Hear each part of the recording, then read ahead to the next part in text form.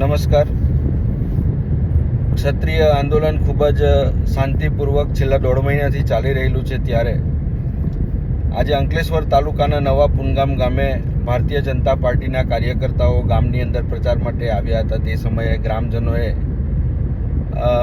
તેઓને રોકવાનો પ્રયત્ન કર્યો હતો, કારણ કે ગામની અંદર તેરમાનો પ્રસંગ હતો અને એ વખતે રઘુવીરસિંહ સોલંકી નામના યુવાનને ભાજપના કાર્યકર્તા આગેવાનો દ્વારા મારવામાં આવ્યો હતો અને પગની અંદર ફ્રેક્ચર પણ થયું છે.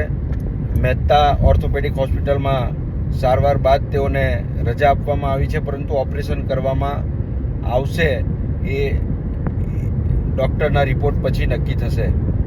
ભારતીય જનતા પાર્ટી જે રીતે જેમ ચૂંટણીની તારીખ નજીક આવી રહી છે તેમ કાયદો અને વ્યવસ્થા પોતે હાથમાં લેવાનું કામ કરી રહી હોય એવું જણાય છે. ત્યારે જિલ્લા પોલીસ વડા અને પોલીસ તંત્ર આ બાબતે નિષ્પક્ષ ચૂંટણી થાય એ માટે, આવી ઘટનાઓ ન બને એ માટે આયોજન કરે એ ખૂબ જ જરૂરી છે.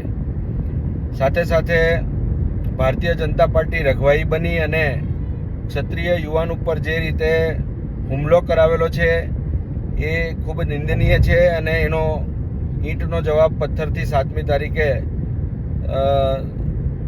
પ્રજાજનો અને ક્ષત્રિય સમાજ આપશે. પરંતુ આ બનાવને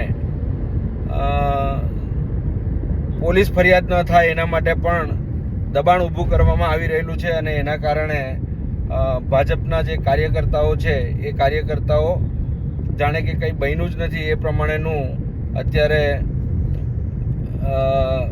સગા સંબંધીઓ મારફત પ્રેશર ઊભું કરી રહેલા છે.